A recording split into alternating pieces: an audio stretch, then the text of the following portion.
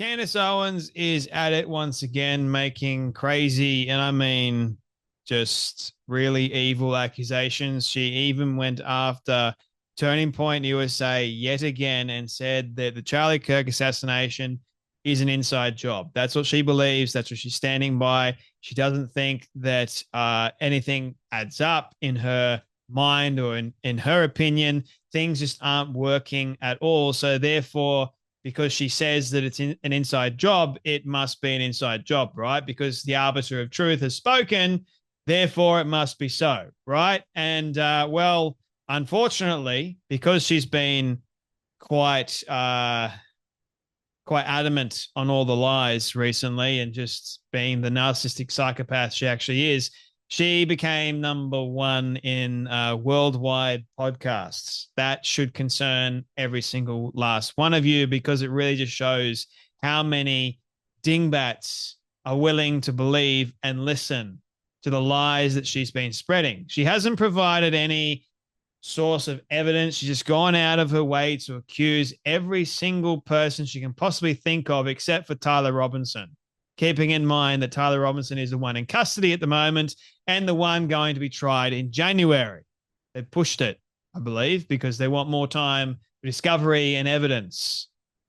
But of course, Candace Owens thinks that she's doing Charlie some justice, right? By accusing pretty much people in Turning Point USA, the whole organization.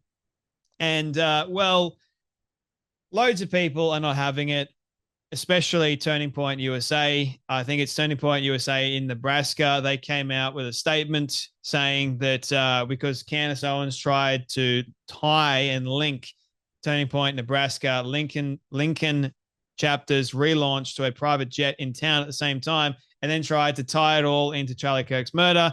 Her claims are so reckless that the chapter said her lies put them at risk of violence. And I have said this a number of times, but if you've seen any of her audience members, like saying that Erika Kirk did it, you name it, they are dangerous. Candace is dangerous. She's going to get someone seriously hurt, God forbid, killed. I mean, hell, even the Seth Dillon thing, a man was arrested for threatening to kill him, as well as Laura Loomer and Josh Hammer. These people are seriously not well. They are following a mad woman, someone that lies for a living, someone that just promotes conspiracy theories for clicks. And then Turning Point and everyone else that is part of the company have to now go away from grieving. They can't just grieve in private now. They've got to do it on a public stage, having to defend themselves of these horrible accusations. And there's so many people on X that I've been watching just to share these crazy conspiracy narratives, and they actually think that Candace Owens is right. That just shows me that it's either a sickness or they're following along with the same grift that she's doing. And in my personal opinion, it seems like it's more following along with the grift. And they don't care who it hurts. Now, Ali Beth Stuckey came out, who I actually really do like, and I think I am more inclined to believe her because she's got a good track record and she's got a thing that Candace Owens doesn't even understand: integrity. Candace doesn't even have no shred of integrity whatsoever. So Candace Owens was talking about the whole campus tour situation and saying that it doesn't add up. It's not working properly. Have a watch of this, and then we'll get into what Ali Beth Stuckey did. Stages of grief. The one they don't tell you about is when you get beyond all the stages, you've accepted that this person is not coming back, and then you just want to punch people in the face for lying about everything. I'm there. Everything they are telling us is crazy town, okay? I wake up and I learn something new and I get angry. I'm so angry, I'm taking it out on the team. I'm like, no, this does not make any sense. I can't explain to you why it doesn't make sense because I went through Turning Point USA, but every little micro change is sending me in this moment. It's a very personal thing. I know how Turning Point operates their events. Things that the world does not know, I have been privy to. And that's why I said, you know what, let's actually scour through my emails. I was like, Savannah, let's just go back so that we can share these things with the world, that you guys can join me in my frustration of wanting to punch somebody, anybody in the face. Okay. So yesterday we had mentioned to you that the timeline is absolutely absurd. Okay. The absolute absurdity of Turning Point, as we learned, having received a request from Charlie, from UVU, for Charlie to speak on their campus in mid-July. Okay, just a few weeks before he dies. In mid-July, they get a request. Can Charlie speak on campus? And then they immediately approve that request and they schedule it as his first stop some 6 weeks later. That has never happened in the history of my having done campus tours. Okay, this was a tour stop. And you literally get these requests months before you start sorting through them. I mean, I'm going to show you the real proof so you can grasp how atypical the setup is, okay? Charlie and I went on tour in April of 2024 together. We actually also split doing certain locations because they want to do as many locations all over the United States as possible. And April of 2024 is when our campus events began. I'm now going to show you an email of when we started planning that, okay? So keep in mind, the back of your mind, this request for UVU came in July and they approved it for September. For my April 2024 event, here is when we started planning. Here's an email, okay?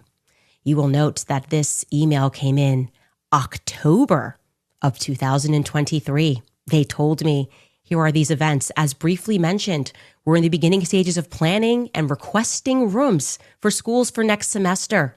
Let me know. These are pending availability and approval. University of North Carolina, Chapel Hill, which I think we ended up doing, University of Pittsburgh, which I think we did, and the University of Alabama. We are talking about end of March and early April events, okay, in October of 2023. I am telling you guys, when we go back and we look at the calendar and we see that request went out in mid-July, it drives me insane. It just screams at me that this was an inside job, okay? This was always a circumstance. This was not a special thing that happened.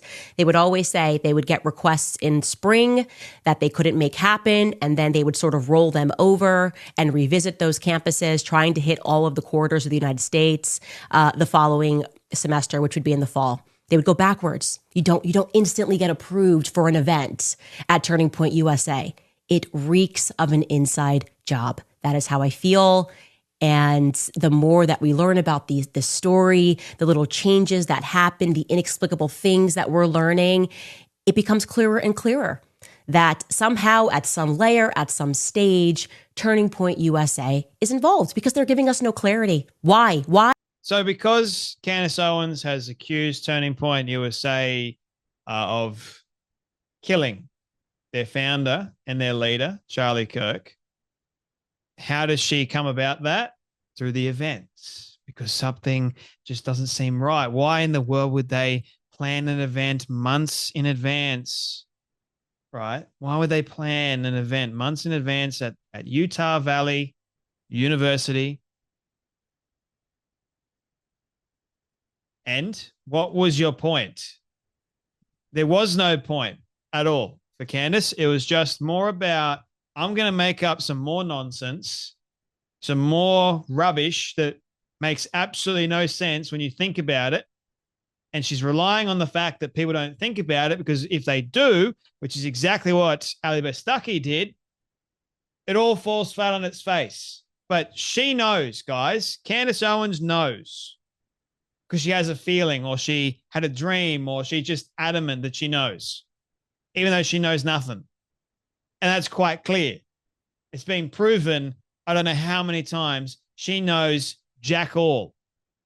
So Stuckey released this. The latest claim is that Turning Point USA must have been on Charlie's murder, or been in on Charlie's murder, because the UVU campus stop was approved in July, and that's too short of a timeline for an event in September. That's not true. Charlie texted me at the end of August for a campus event in early November. That's about 2 months out. And the reason he didn't specify which campus is because they didn't even know yet. He just knew it was going to be in Alabama. So yes, it does seem like part of this year's campus tour was being put together at the last minute, and UVU being booked over the summer isn't actually unusual.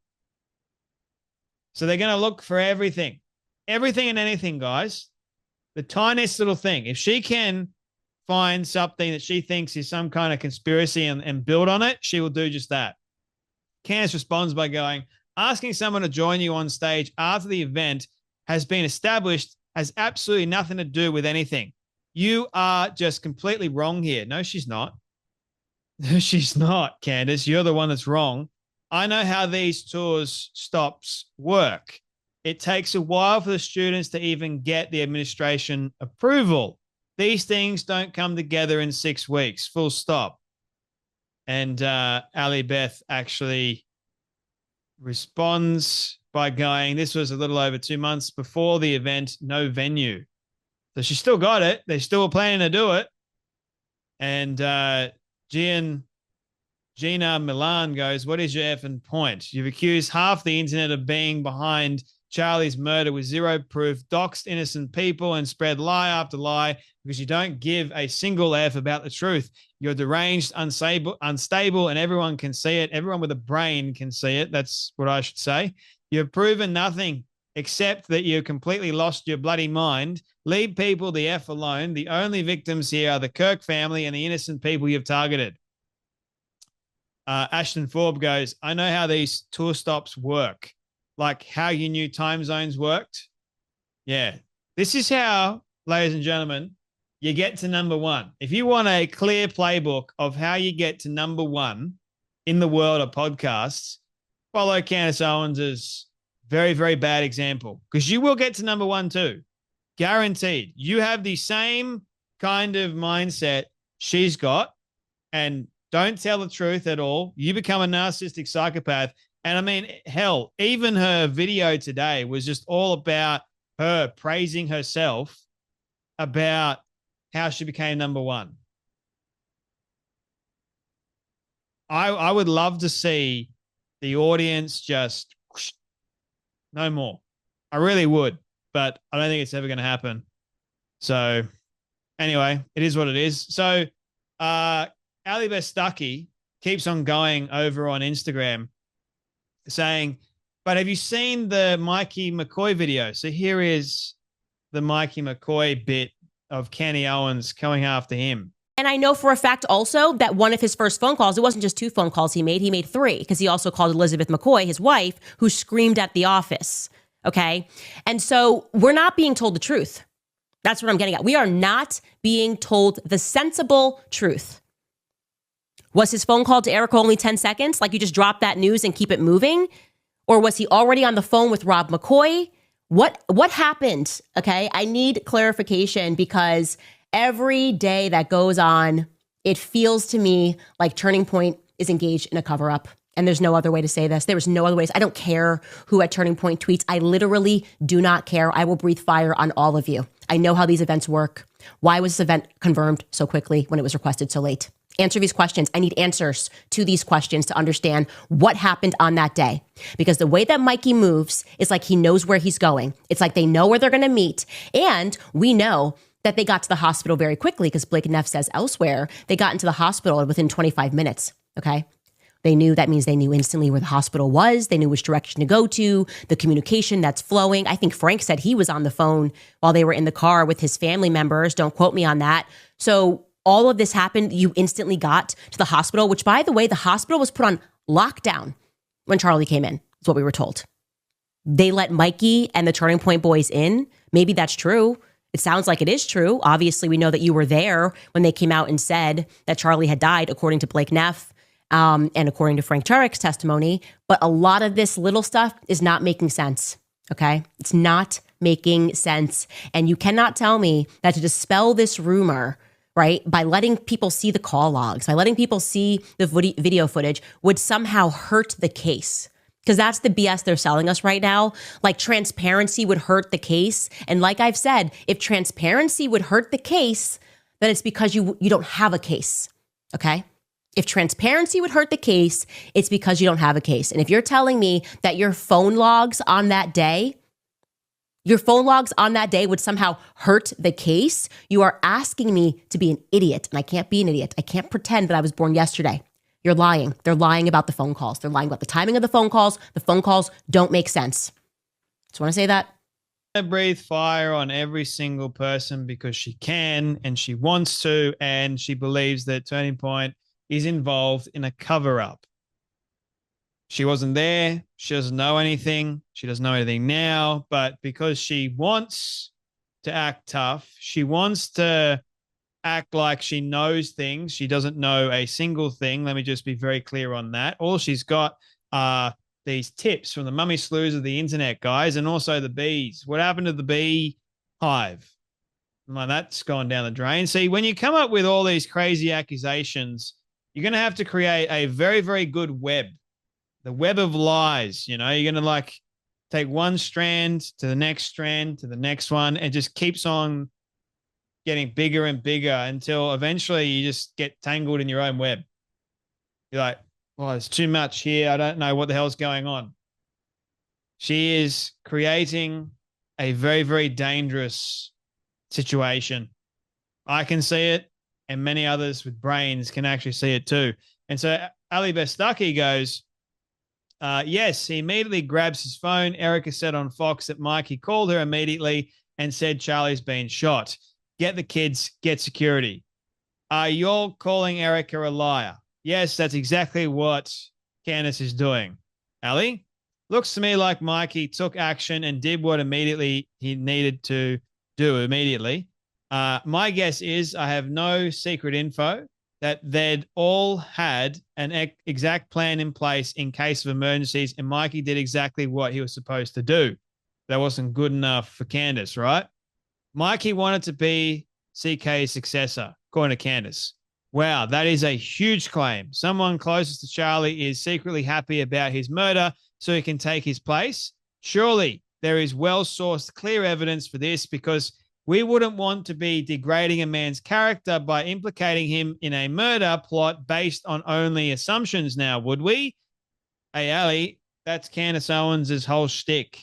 I don't know if you've seen that by now, because that would be deeply evil. I don't know if you've noticed this, Ali, but she is very, very evil right now, and she's being rewarded for the evil by becoming the #1 podcast in the world, and she's parading it around. But you know what? The devil doesn't need your help to make you popular. He will get whoever he wants popular. Just so you're aware. And he's made Candace very, very popular. It's very demonic. If this is true, why isn't Mikey speaking at these campus stops? Why isn't he hosting Charlie Kirk's show? Why isn't his name on Turning Point fundraising in emails? Where do you see him stepping into Charlie's space? Mic drop moment. Ali Beth was on fire. I think she can see what is happening right now is going to go way too far. Stu Peters, another dingbat that is very similar to Candace Owens, following the same shtick. He's just doing it a little bit worse, I should say. But going after Tyler Bauer, right? Given Tyler Bauer's, proclivities for young male intern employees as detailed by Candace Owens, is it a surprise that Turning Point USA is now targeting high schools? And Tyler responds by going, can't wait to take you to the cleaners, and I will. Ouch. So on one hand, you have the arbiter of truth, Candy Owens, trying to destroy Charlie Kirk's reputation. That's what it is.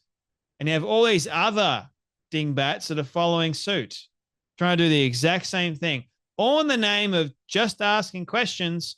No, you're not. You're making accusations now. You're making hard-hitting statements, and they're dangerous, and they're sick, and they're evil, and they need to stop. The only reason why Erika Kirk hasn't stopped Candace is because her phone's been off and she's been worried about her kids. That's the only reason. She's been worried about the company. Now, to be honest, I do think that she would know. But why would you have I think her energy is solely focused on keeping Turning Point alive, as well as her kids, and also focused on Charlie's legacy. That's what I think. But anyway, I think Candace needs to just stop. And she needs to be stopped, rewarded for her crazy, outlandish lies. And people just need to get their heads out of the gutter for 1 second and stop believing in conspiracy theories and actually come back to truth and reality and ground yourself in that for a change. It may do you the world of good. Just saying. Anyway, that's enough from me. You guys take care. Be blessed. And I'll see you all in the next video.